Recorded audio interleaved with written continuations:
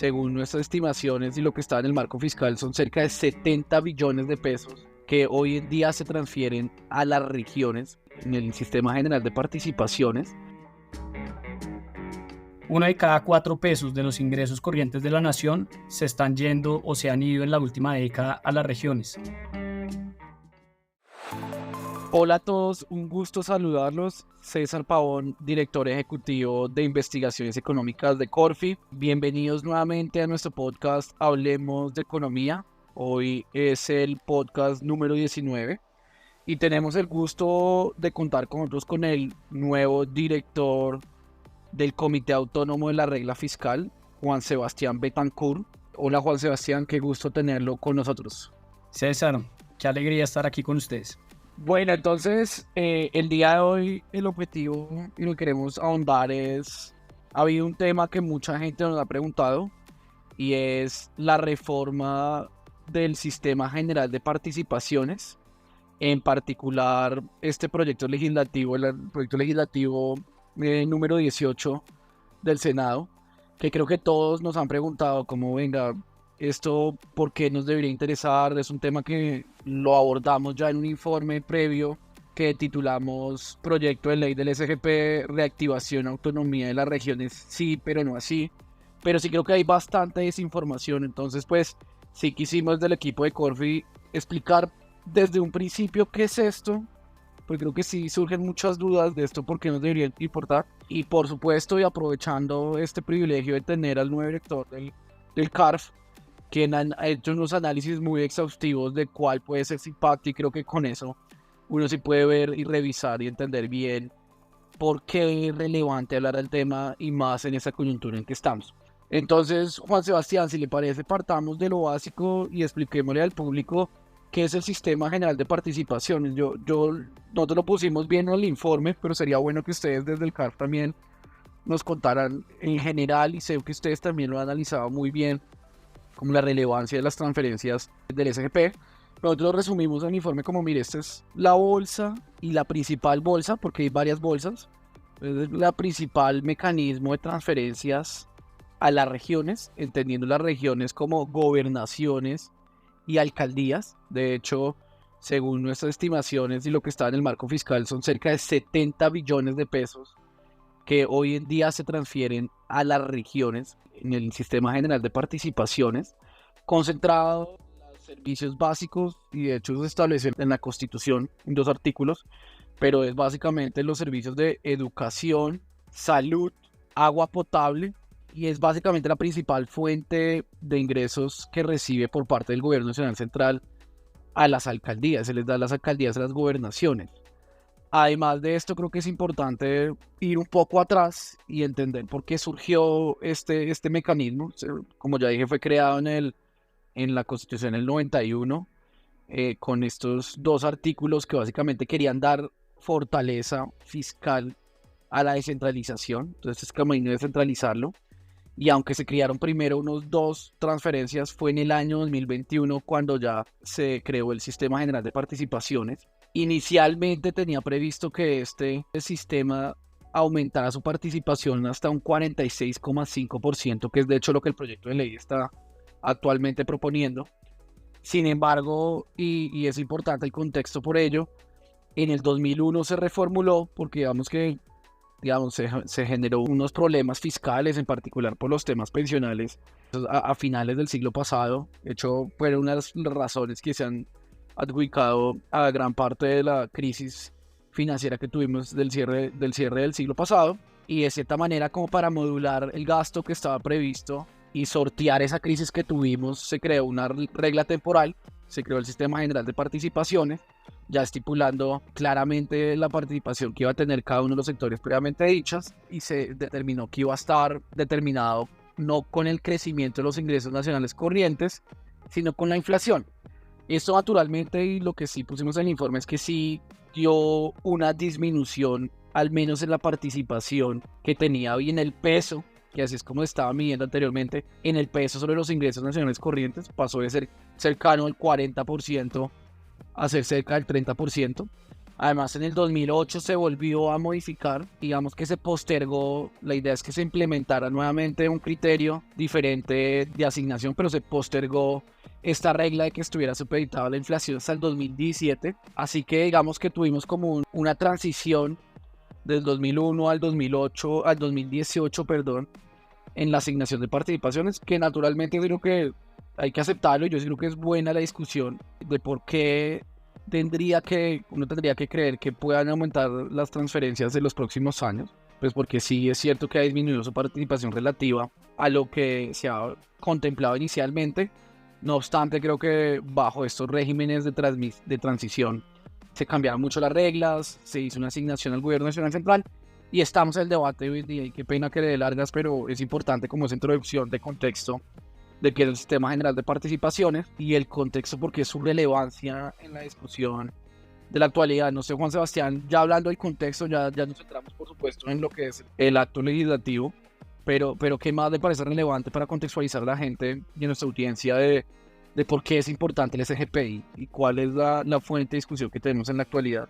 César, yo creo que usted hizo una excelente contextualización de lo que es el Sistema General de Participaciones. Yo agregaría simplemente que en efecto es la transferencia principal que le hace la nación a las regiones, especialmente para el financiamiento de bienes públicos clave, como lo son la educación, la salud, el agua potable y el saneamiento básico. Quiero también enfatizar que implican un esfuerzo fiscal muy significativo de recursos públicos. Cuando usted mira, para que se haga una idea, en la última década el gobierno nacional le ha transferido cerca de 4% del PIB a las regiones, es decir, cerca de una cuarta parte de los ingresos corrientes de la nación. 1 de cada 4 pesos de los ingresos corrientes de la nación se están yendo o se han ido en la última década a las regiones. Con las reglas que hay hoy, es decir, antes de entrar a discutir el proyecto de acto legislativo, está contemplado que esta transferencia del Sistema General de Participaciones se incremente hasta 5,1% del PIB hacia el año 2027. Eso es un incremento muy significativo. A manera de ilustración, yo diría que eso implica un gasto adicional equivalente a más de una reforma tributaria promedio en Colombia. Eso es simplemente para empezar a marcar el perímetro de la discusión en la que nos estamos embarcando. Y sí, qué bueno que usted lo ponga de presente porque, en efecto, aunque se ha disminuido su participación relativa, lo cierto es que representa una gran parte de esos 70 billones que mencioné al comienzo, como usted indica, casi 4 puntos del PIB. Pero bueno, yo creo que acá ya la gente, suficiente contexto. Entremos un poco, si le parece, Juan Sebastián, y bienvenida a la interrupción, crítica, lo que sea. Yo creo que acá lo que más valora nuestro público es precisamente este podcast, la fluidez y, de cierta manera, interacción que se da entre los invitados. Entonces, muy bienvenida a cualquier sugerencia o crítica. Pero yo creo que un poco el tema, y por lo cual se volvió un tema central en las últimas semanas, fue porque surgió, ya estaba bastante avanzado el proyecto legislativo, cuando al menos creo que los analistas alarmamos sobre el potencial impacto, pero ya está hecho y esta semana fue aprobado en sexto debate un proyecto de ley que básicamente estipula un incremento de este sistema general de participaciones de cerca de un 23% a un 46,5% en un lapso de 10 años. Nuevamente, para retomar el contexto institucional, pues este hecho fue la meta que se planteó inicialmente en la Constitución. Pues tiene un sentido constitucional y un propósito que va en esa línea de descentralización. ¿Cuál es el gran problema? Y creo que acá lo hemos discutido mucho en este podcast, en los informes. Por supuesto que el Comité Autónomo de la Regla Fiscal ha sido tal vez la voz más activa en este tema, y es la sensibilidad que se da a esta discusión en un contexto fiscal tan adverso. Hemos visto un recaudo negativo, aunque las cifras de septiembre fueron positivas, viene en lo corrido el año cayendo cerca de un 8%. Además, hay un alto riesgo, no decimos que se va a incumplir, pero sí hay un alto riesgo de incumplimiento de la regla fiscal por la necesidad de ajuste que se requiere para llegar al déficit permitido, según nuestras estimaciones, y ya Juan Sebastián seguramente lo complementará con las cifras que ustedes tienen, nosotros da que se requeriría cerca de un ajuste de más de 10 billones de pesos adicional a lo que ya se anunció en el marco fiscal de mediano plazo. Y además tenemos también la discusión del próximo año, el 2025, el presupuesto, que ya sabemos que está desfinanciado en 12 billones, pero incluso nuestras cifras indican que el ajuste requerido el próximo año no serían de 12 billones, sino de 40 billones de pesos. Esto es solamente para decir que esta discusión, y qué bueno, ¿verdad? Muchas gracias, Juan Sebastián, por aceptar esta invitación, porque ustedes son la voz más importante de esta discusión.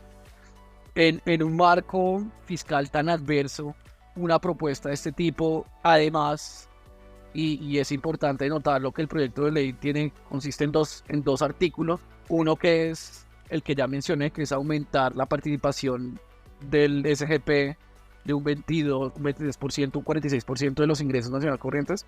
Pero además hay un segundo elemento que creemos, y es donde hemos sido más enfáticos que se debería enfocar la atención, y es en la definición de la competencia.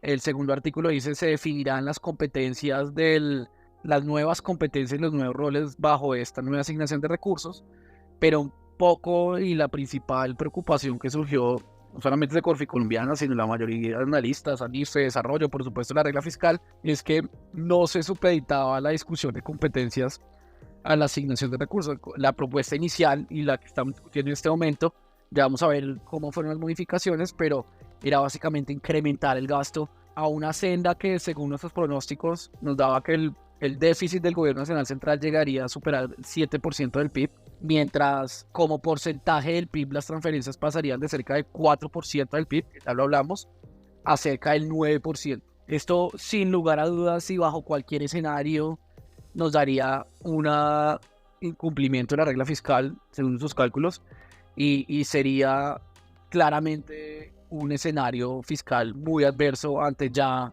el otro panorama que ya mencioné, que son otras condiciones fiscales que sí ponen en riesgo la estabilidad macroeconómica del próximo año. Y cierro solamente mencionando que esto es importante no solamente por las finanzas públicas. Lo que destacamos del informe es que sí, el desarrollo de las regiones estaría en duda si no se logra o si se llegan a incumplir todos los compromisos fiscales que tenemos en la actualidad. Pero por favor, Juan Sebastián, cuéntenos usted cómo ven esa propuesta inicial del acto legislativo y cuáles son los cálculos del impacto que ustedes revisaron desde el CAR. Pues mire, César, lo primero es lo que usted ya dijo. Yo creo que hay que partir esta discusión reconociendo que la situación fiscal del país ya es retadora, incluso en ausencia de esta reforma. Cumplir con la regla fiscal en el año 2024, en el año 2025, implica el cumplimiento de unas metas de recaudo, y en caso de que eso no se logre, requiere implementar medidas para recortar el gasto. A eso hay que sumarle que el 83% del gasto en Colombia es inflexible, es decir, el margen de maniobra es limitado. Partiendo de ahí, esa versión inicial, o para ser más preciso, la que se aprobó en quinto debate del proyecto de reforma a la Constitución, implicaba un aumento insostenible del gasto público de la nación, que de hecho comprometía su capacidad para honrar las obligaciones del gobierno de manera continua. Elevar las transferencias del SGP hasta 46,5% de los ingresos corrientes de la nación significaría un incremento en el gasto equivalente a 3 reformas tributarias promedio en Colombia. Con semejante aumento y en ausencia de medidas adicionales, la deuda pública, según nuestros cálculos, superaría su nivel límite de 71% del PIB en 2037, y por supuesto se incumpliría con la regla fiscal, como usted ya lo mencionó, que es un pilar muy importante de la confianza y de la estabilidad macroeconómica, y es un cimiento importante de la institucionalidad económica del país. Déjenme enfocarme un momento en el tema del límite, que yo siento que a veces en los debates no hay suficiente pedagogía sobre qué quiere decir el límite de la regla fiscal. Cuando decimos que se superaría el límite de deuda, lo que estamos diciendo es que la deuda sobrepasaría el umbral a partir del cual la posibilidad de que la deuda entre en una senda de no retorno se incrementa de manera acelerada. Ese umbral o límite depende de la capacidad que un gobierno tiene para generar ingresos y obviamente del costo de endeudamiento. Cuando el costo de endeudamiento sobrepasa mi capacidad de generar ingresos, la deuda explota. Eso aplica para el gobierno, para un hogar y para una empresa. Aparte de eso, en el CARF consideramos que la discusión arrancó al revés. Usted también lo mencionó. Y déjeme explicarme. Lo razonable desde nuestro punto de vista habría sido empezar por evaluar cuáles son las transferencias que se requiere y que se pueden transferir a las regiones. También debería uno analizar cuáles son las necesidades y posibilidades de financiar los sectores claves del SGP, es decir, la educación, la salud, el agua potable y el saneamiento básico. Luego de eso, y solo como resultado de esa discusión, ahí sí debería uno definir cuánto se van a incrementar las transferencias a las entidades territoriales. Pero la discusión fue lo contrario. En fin, esta es una discusión muy importante, pero compleja, con distintas aristas. Requiere, creo yo, un análisis mucho más profundo y en donde se internalicen mejor los riesgos fiscales que supone para el país. Total, y si me permite a mí hacer la analogía, yo esta semana coincidencialmente estuve en radio con Gabriela Baila, el senador del Partido Verde, que estaba defendiendo y fue uno de los defensores de esta propuesta. Y él decía un poco de hacer una analogía que creo que permite ilustrar lo que usted justamente estaba explicando.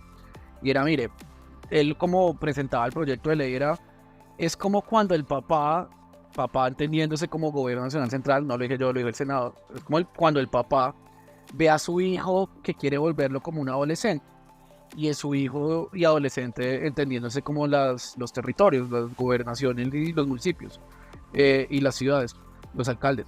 Decía, cuando yo quiero que ellos crezcan más, pues yo les empiezo a transferir a ellos un poco más de dinero. Es un poco como la analogía que él hizo.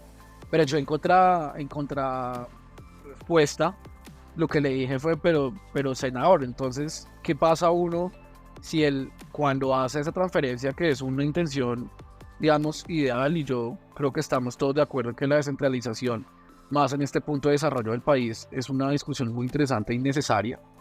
Pero ¿qué pasa si el padre, por un lado, queda quebrado? Que usted bien ya lo explicó con justamente el tema de la sostenibilidad de la deuda. Queda quebrado de tal manera que no le pueda pagar las facturas de servicios, que no le pueda, entonces tendrá que sacrificar.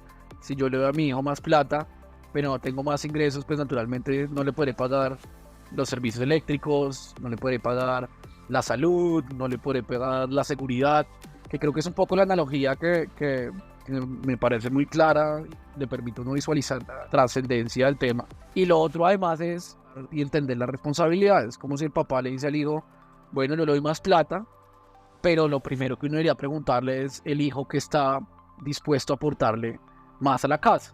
Y creo que lo vamos a empezar a ver, usted seguramente tiene mejores ejemplos que yo, pero en aspectos fundamentales que hoy en día el papá le ayuda al hijo, seguramente ya no le podrá ayudar y será el hijo el que tiene que hacerse responsable de estos temas. No sé si usted ahí tiene buenos ejemplos de esta corresponsabilidad y competencias que debería ser el foco de la discusión y donde uno debe haber empezado la discusión antes de hablar qué tanta más plata le va a dar el papá al hijo. Es cuál va a ser las nuevas responsabilidades y competencias que este hijo, y qué pena hacer esa comparación, pero me pareció un buen ejemplo el que utilizó el propio senador y creo que al menos a uno le permite ilustrar mucho mejor esta discusión en algo tan claro como la familia. Pero no sé usted que en términos de competencias, porque si eso me pregunta a mí, como venga, ¿cuáles son las competencias que tanto se habla o responsabilidades? ¿Qué ejemplo tendría usted en la mente para compartirle a nuestra audiencia? Pues César, yo tengo que ser honesto con ustedes. Del CARF nosotros no podemos hacer propuestas de qué tipo de transferencia, de qué tipo de competencias, se podrían transferir de la nación a las regiones. No nos corresponde. Lo que sí le puedo decir es que lo que uno hubiera esperado y lo que supongo que los analistas están haciendo y lo que el mismo CARF se pregunta es, oiga, con esa inflexibilidad del gasto y con las competencias, algunas de ellas intransferibles que tiene la nación, no las puede transferir algunas de ellas a las regiones, ¿qué margen hay para transferir competencias? Y le puedo poner más bien ejemplos para no meterme en líos de algunas competencias que yo creo que no son transferibles. Por ejemplo, las pensiones no son transferibles porque en Colombia hay un sistema nacional de pensiones. El pago de intereses de la deuda del gobierno nacional, eso no es transferible a las entidades territoriales. El Fondo de Estabilización de Precios de los Combustibles, que genera unos subsidios, no es posible transferirlo a las entidades territoriales. El Ejército, el pago de la defensa, que es una competencia de la nación, es difícil pensar que pueda transferirse a las regiones. Entonces, nuevamente repito, creo que la conversación hubiera sido muy útil si arrancara al revés. Bueno, ¿cuáles son las competencias que uno quisiera discutir si se pueden transferir a las regiones? A partir de eso, pensar también cuáles son las necesidades de gasto que tienen los sectores clave del SGP, y a partir de eso, entonces sí pensar, ok, entonces podemos hacer un incremento de la transferencia al Sistema General de Participaciones de X billones de pesos. Listo, y si me deja a mí, yo afortunadamente puedo meter un poco de más la cucharada, pero a mí sí hay temas que en estos días que he estado pensando que pueden estar viéndose afectados, pues también un poco pensando en este ejemplo de lo que la nación le transfiere al territorio, que ha sido muy útil en los últimos años, y me vinieron unos ejemplos a la cabeza. Es como por ejemplo los temas de infraestructura. Gran parte de los proyectos de infraestructura se cofinancian con dinero del gobierno nacional. Yo creo que ante esta situación lo natural es que el gobierno nacional no pueda volver a hacer este tipo de cofinanciación, y además que ahí se avanzaban muchos desarrollos financieros para lograr justamente materializar eso. Otro ejemplo, también muchos de los subsidios, yo no sé qué tanto la gente lo tenga presente, pero en el marco de la pandemia también hubo mucha cofinanciación para apoyar los programas de subsidio, por ejemplo, el ingreso solidario, donde el gobierno territorial también se apoyó y se apalancó en las financiaciones del gobierno nacional.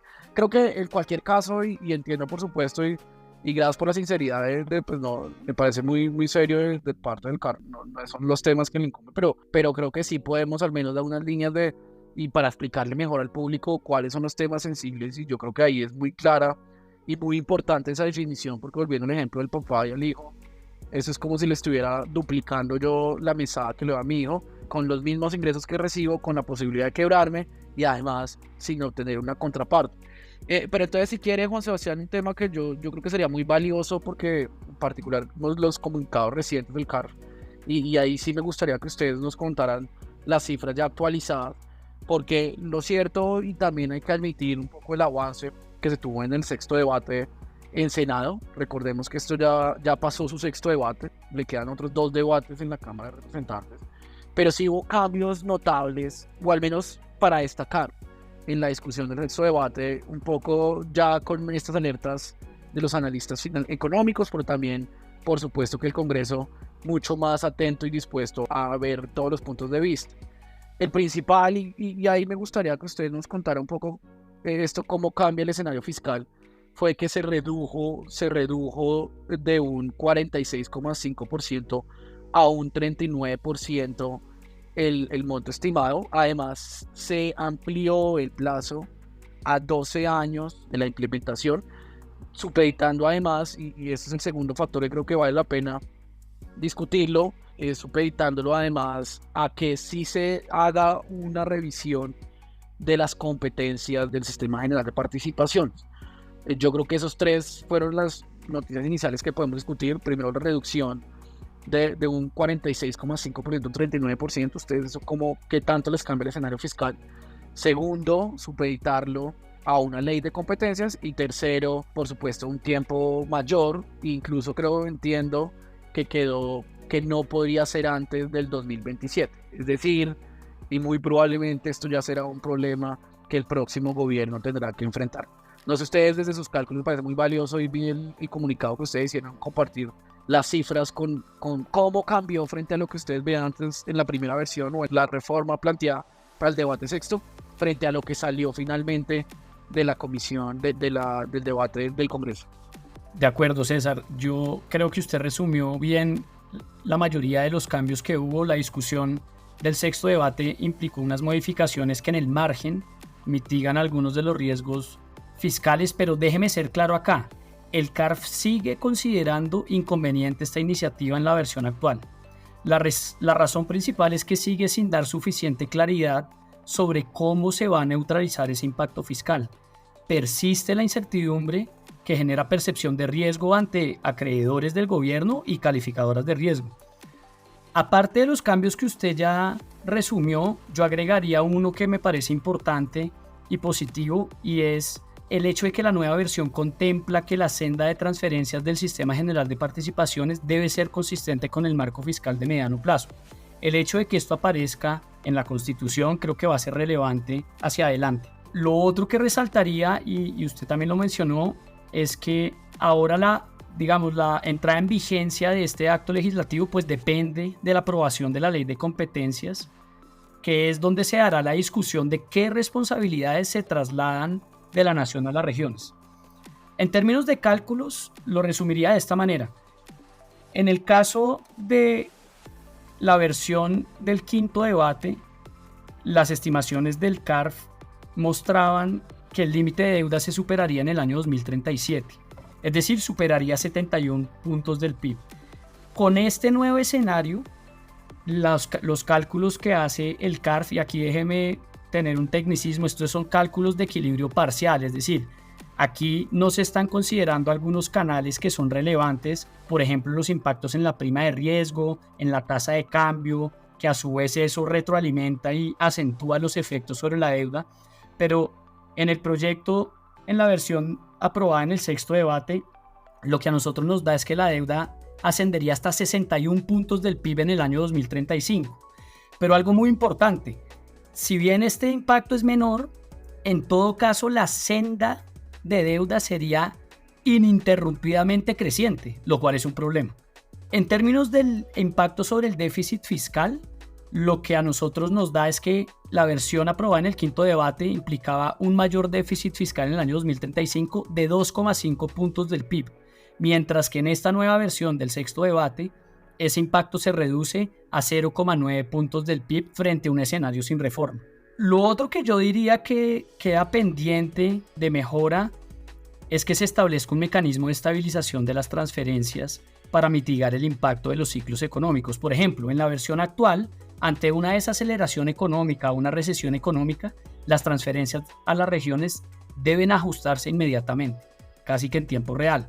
Hoy en día, en el escenario sin reforma, eso no ocurre. ¿Por qué? Porque las transferencias dependen del crecimiento promedio de los últimos 4 años, lo que permite absorber más gradualmente esos ciclos económicos. Gracias, Juan. O sea, yo creo que comparto esta apreciación que usted destaca. No lo quise hacer enfático porque primero quería oír los números, pero creo que desde Corfi estamos completamente alineados que si bien uno podría ver al menos que hubo una mediación de otros intereses y que creo que decisiones que pueden ser relevantes, pues ya al final de cuentas y lo importante el mensaje, si nos unimos a ese llamado que ustedes hacen de sigue siendo una reforma muy inconveniente, más en este contexto fiscal tan adverso, donde nuevamente, y perdónenme la existencia de esta analogía, pero sí creo que el objetivo de este podcast es aterrizar ese tema de una manera mucho más dinámica y didáctica para que las personas todos lo entiendan. O sea, al final y nadie más avalado para decir este tipo de temas como el CAR, al final es que el gobierno estará en quiebra. Sabemos un gobierno bajo ningún escenario, bien sea la meta inicial de 46% o bien sea la del 39%, no da bajo ningún escenario posible, incluso postergando su implementación, no da la viabilidad. Y aunque pues se han incluido algunas, diríamos, aclaraciones y supeditado bien sea la ley de competencias y lo que muy bien destaca Juan Sebastián, además a que sea alineado con una aprobación y un aval fiscal contemplado el marco fiscal, pues digo que en general el mensaje no da pie para un mensaje de tranquilidad y por el contrario seguramente será un tema de mucho riesgo, más porque sabemos que tiene una alta probabilidad de ser aprobado en los 2 debates que quedan y será un tema muy sensible en la coyuntura nacional. Yo tal vez, Juan Sebastián, decir otras cifras pues muy bienvenidas, yo sí cierro también porque ya además Nicolás, que es la persona que nos ayuda a hacer el podcast, siempre me impresiona que no nos extendamos a 30 minutos, ya estamos muy cerca de ese tiempo, pero sí un mensaje que me gustaría dejar de cierre, al menos desde Corfi, es, este tema lo he tocado en varios escenarios recientemente, y muchas veces nos dicen de primerazo, es que usted está en contra de la descentralización, y yo al contrario, y sí me parece por eso importante hacer énfasis, creo que si hay algún equipo de análisis o económico que ha hecho énfasis en la importancia de la descentralización, somos nosotros. De hecho, ya en este podcast y en los informes hemos destacado que la coyuntura nacional, cuando uno ve un estado, un país con una situación fiscal muy, muy sensible, además con una política monetaria muy cautelosa, nosotros mismos hemos hecho un llamado a que las regiones son las que deben liderar el crecimiento y eso naturalmente está muy vinculado a una mayor autonomía y una mayor descentralización. ¿Cuál es el problema y por qué si categóricamente nos unimos a este llamado del CARF de considerable inconveniente? Es que eso no puede ser desde una perspectiva de dejar en quiebra o partiendo de una insostenibilidad fiscal del país. Yo sí creo que hay que avanzar, y de hecho nosotros hemos hecho muy buenos análisis de otros recursos disponibles en las regiones, tales como las regalías, los recursos de regalías, las iniciativas privadas que los pueden promover los alcaldes, las obras por impuestos.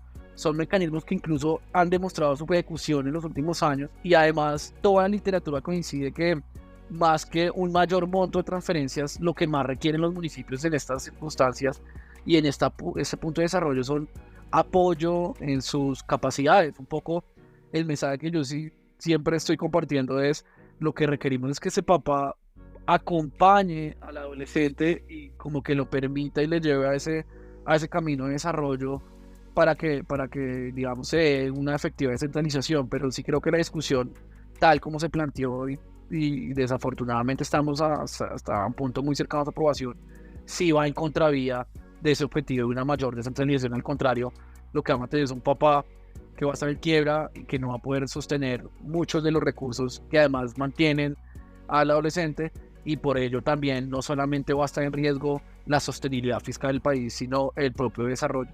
No sé, Juan Sebastián, de parte del CARF, y de verdad agradecerle enormemente por apoyarnos y participar en este podcast. De verdad que su voz en esta coyuntura es muy valiosa, pero no sé qué más le gustaría agregarle a esta conversación. César, yo quisiera culminar simplemente resaltando algo que usted también dijo, y es que en el CARF consideramos que es útil analizar alternativas que fortalezcan la descentralización, pero sin comprometer la sostenibilidad fiscal de la nación.